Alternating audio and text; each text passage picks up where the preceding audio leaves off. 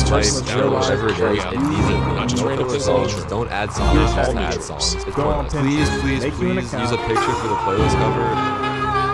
You're just ruining it. Look at my lips. You're ruining it. Ruining. Don't do it to me. I beg you. No. Nothing. You have nothing to do with this decision.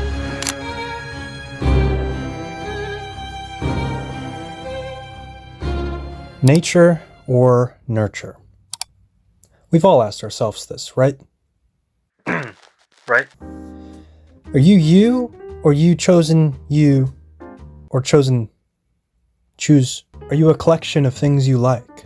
Or are the things you like a collection of little pieces of you?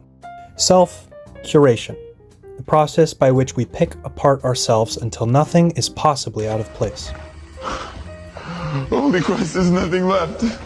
Our playlists, our room decor, our clothing, our opinions, our demeanor, the way we speak, walk, stand, listen, breathe, pump blood through our... As if our lives are content. Content that needs moderating. Curation for a particular audience, easily digestible for our niche or our target. Inoffensive or purposely and calculatedly offensive. No speck uncategorized or dead skin cell not placed in the dead skin cell drawer. The online homunculus that surgically implanted into our brain stems has psyoped us into believing that we are pieces of media, with wiki pages to analyze and resolve our lore, theme, and message.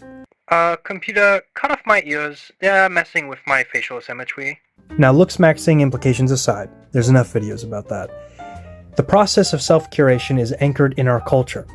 Whether you want to be a macho-toting women trickster or a synthol-injecting women scarer, you have ideals and tangible steps to making these things attainable. Self-altering until your desired you has been realized. And so the you are isn't the you were when you were just you. There's a healthy amount of curation everyone partakes in. Your specific tastes made physical through items you purchase or media you consume, and as well things you practice or alter to become a better person, whether it be habits to break or new ones to form. But that's nothing new. What is new is this. Now hey, no hate if you want to dress like an H&M mannequin, but no really, no actual hate. But this example is sort of my go-to. It's the OCD germophobia of aesthetics. The need to look and act like the most polished and inoffensive possible loadout, and it's good, there's nothing wrong with the look. But if it isn't you, it's not you. I'm of the personal belief that the coolest, most beautiful version of you is the unfiltered and uncurated version. Obviously, don't walk around with, explicit clothing. You know what I mean. But the subtle things that make you different. Instead of not only forcing your aesthetic into corporate uniform, but your tastes and your demeanor into the idealized version of whatever you feel is most desirable. You're not gonna get demonetized in real life, brother. Well, I mean, HR exists, but outside of work. You know that voice you put on when you're working customer service or in the unskippable cutscene with the millennial coworker that wants to map your star sign chart? We gonna run fast tonight? Alright, y'all pop out at like 10. Hey! Yeah, see, that accent isn't just for work. You've got one for life, too. And it's being affected by how you think it ought to sound, by social, political, even romantic standards. Am I being the gloomy, mysterious, and aggressive Alpha Sigma wounded and secretly dangerous hunk right now? This one's Definitely not a reflection of anything I try to... Or am I being me? Does my fit say put together in an effortless way? That girl chose the treadmill next to me. Am I walking normal? Is my walk hot? What's a hot walk? You're editing your life like a crappy YouTube video that gets 50 views max. Inauthenticity is the social standard now, which, to be fair, is a historical alignment. You don't align with the community, you're left to die, or watch pirated movies while you re-download Hinge. You're a different denomination of Christianity in the 1600s. Better get. Go on, get! And as well as the most obvious politically. If you're unaligned with your friends and your family, you've got eggshell shoes on. And so we analyze ourselves, shaving off all the pointy edges and keeping the interesting things to develop them into pre-made subculture skill trees, if they're socially acceptable. Skill tree. Skill tree. skill. No longer is the greatest source of nurture the life you were brought up in, because now Big Tech has gifted you Pandora's box of overthinking, self-examination, and shame, and the tools and pressure to completely rearrange and reinvent yourself. In fact, you don't have to be you at all. You can be this guy. This guy gets girls and money and has fun. Don't you want to be this guy? Then stop being you. It's not working. Conform, it's easy. There's so many options to choose from. Just sit down and it'll be over in no time.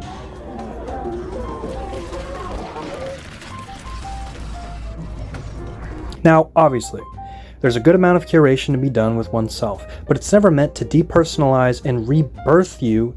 Birth you? Yourself? Rebirth yourself into a new fella. You've got avenues you like and want to pursue, and you gotta go down them, but some avenues just aren't right for you. The overwhelming sense of self-actualization and reinventing the self in modern culture is not always a good thing.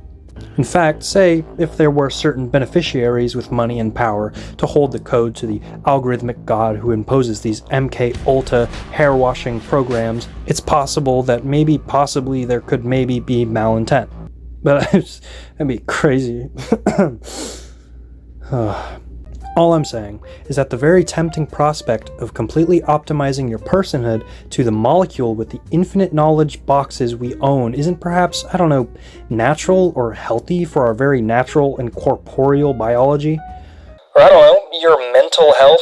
But hey man, whatever gets you likes from the ladies, hey-o! That was gross, I'm sorry about that. Who are you? What things do you like and enjoy and care about?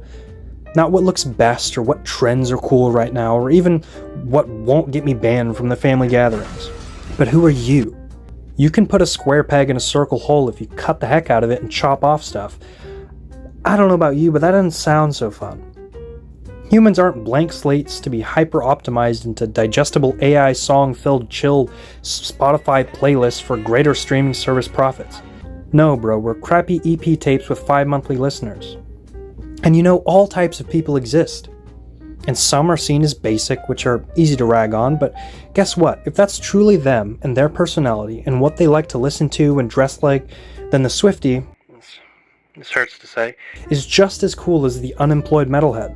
My point is this, that this goes for everyone, every kind of person, because guess what? It's way easier to be cool as you than as someone else. I'll leave you with this. As a wise man once said, the coolest people in the world are the ones that aren't worried about if they're cool. Alrighty, thanks for watching, losers. Hope you don't paper snowflake yourself into an abomination optimized for human existence. Hit the likes, the subscribes, and every other single button on your phone. Have a great day and a bad night. God bless.